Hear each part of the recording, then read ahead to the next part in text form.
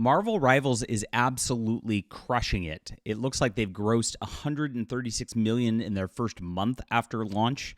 And if you're looking at all the other AAA games out there, from Dragon Age the Veilguard to Concord to Assassin's Creed Shadows, with how much they cost versus this, there's no way Western developers are going to be able to keep up with this, and it's because they're just not producing things that fans want. Marvel Rivals should be a lesson to them, but they're not learning those lessons. They're doubling down on all the same things that have just made the video game industry crazy over the last year, and we're going to get into this news in just a moment. If you're a Marvel Rivals fan, if you like good video games, if you like comics, please hit the like and subscribe button. Join us here as we talk about all things in culture. This is our Fandom Pulse Substack. John Trent and I are running this.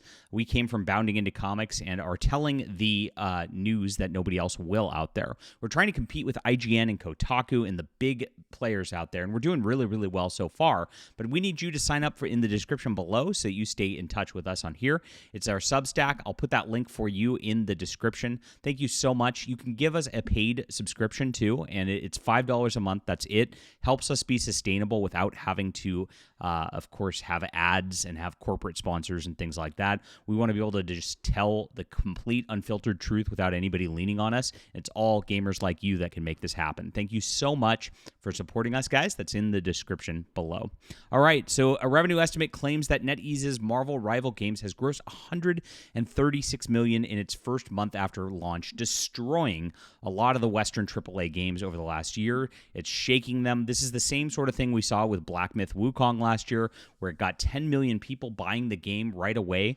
You saw the entire video game industry and all of their news outlets just savage that company, try to destroy them. Now, they've been a little easier on Marvel Rivals, but what they've done with this situation is go out there and be like, Marvel Rivals has a problem. They've been writing articles like that, which I covered the other day on the channel. It's a coordinated effort, and you can tell when these journalists get very, very lazy and just copy each other's articles and narratives.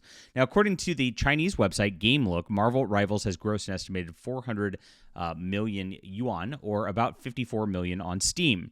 Next, it claimed it had 200 million from PlayStation. That's about 27.2 million. Then it brought in 20 million on Xbox. It's around 2.7 million. And then it detailed an additional revenue that came from non-Steam PC clients, likely totaling 15.6 million. That brings the overall non-China monthly gross to $100 million. Wow. As for total revenue, the outlet shared it was likely around a billion yuan, or around $136 million, meaning it grossed another 36 million just in China alone. And this is where they're getting things going.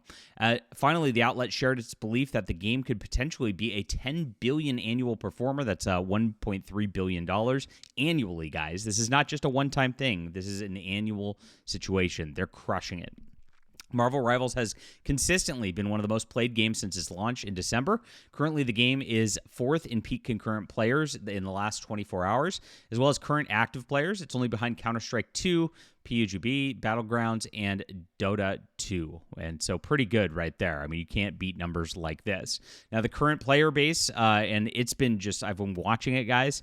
It's been just hovering around that 400,000, 500,000 mark, right? Even though it said 268,000, the 24-hour peak, as you can see, about 450,000. It's stable. That's the thing. You look at it every single day. It looks exactly the same every single day. People are loving this game, and it's very simple as to why. It hit that all-time player count peak of 480,000, and I think eventually, once this Season 1 patch and all this stuff is coming out, that it's going to go even higher. As noted above, the recent 24-hour peak was 445,000. It's also dominated True Trophy's most popular PlayStation charts. And the game is ranked third behind Fortnite and Call of Duty. That's the big boys right there, is where it's playing on PlayStation. Xbox, the game placed fourth there, with Minecraft just barely slipping in and beating it right there. And this is a testament to what's going on with Marvel Rivals. Now, they are going to be launching their Season 1, and of course, their current season they posted their most played characters just recently. I was a little surprised about this, that Cloak and Dagger was number one, with Mantis up there as well. And it's very interesting to me as you see what's happening with all this stuff, and what's happening with the seasons here, is that it's not the biggest characters out there in Marvel that are getting all the screen time and airtime. It is actually just people are going for the gamers' situations here.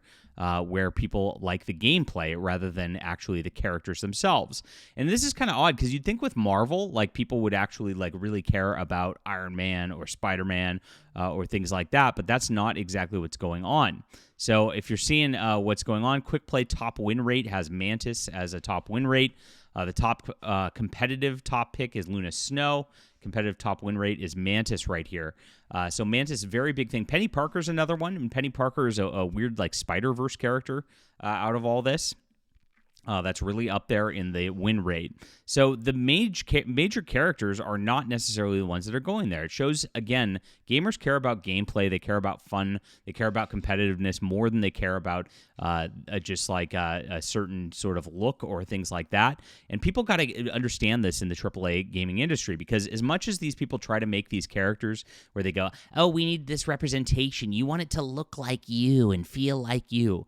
Clearly, gamers do not care about that whatsoever. I mean, this is just a case study in that. As we're looking at games like Intergalactic coming down the pipeline, where they're trying to push this like weird black lesbian person again as a lead, gamers are just not interested in that kind of thing. It just turns them off when you get into that situation.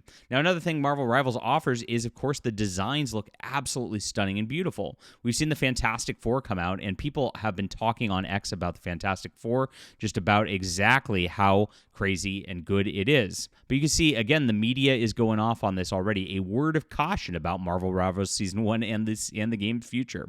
This is Paul Tassi. This is what he does at Forbes all the time. This is the narrative that they're developing about Marvel Rivals right away, that it's not being something good that gamers don't want and the like. And so here it is, games barreling forward with a colossal amount of momentum over the past month. It's broken the you can't make a successful hero shooter narrative that's created a phenomenon. And of course, the woke have been complaining about this because they're like, well, why couldn't Conquered go anywhere, and yet this will go anywhere if that's the case? Well, we know why. Conquered was a woke game, and it was obnoxious. They focused heavily on identity politics, and it just annoyed people, so they went away from it. Marvel Rivals just made everything look pretty. They made everything just quickly fun, and that's it.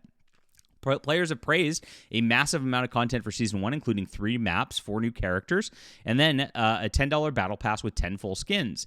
This is genre where you might get 1 character a season or every other, and fewer battle pass skins than that for the same price, so pretty good.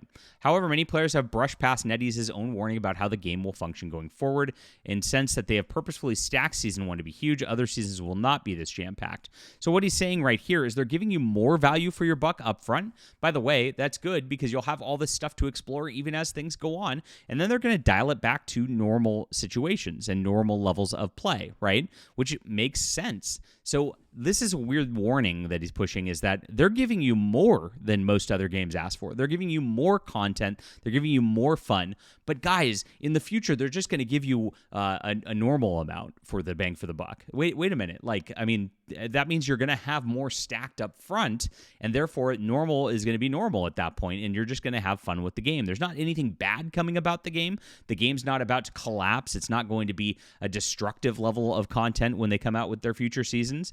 But so you shouldn't have a word of caution about this. The phrasing of this is such bait, and of course just such a frame of an attempt to just kill something that's fun, because these people in these journos hate gamers at the end of the day. They hate things that are winning, and that's exactly what happens. Oh my gosh, it's so obnoxious and so sickening, but we're going to have fun with Marvel Rivals. I'm very excited for the Fantastic Four. That's my favorite superhero team. I'm a superhero writer myself, my guys, and if you are interested in superheroes and a superhero universe, I would love for you to sign up for my newsletter. I actually give you my first book free in this, and so you can check it out. Flying Sparks is a full graphic novel. You get 2 other books from me, a sci-fi novel and a fantasy novel. I'm a prolific writer, and I appreciate you being there. Why don't you hear from my new releases? That's in the description below. Thank you so much, and please do sign up for our Substack, where we are reporting the news all the time on video games. We have articles coming out all the time, and we appreciate you for being here.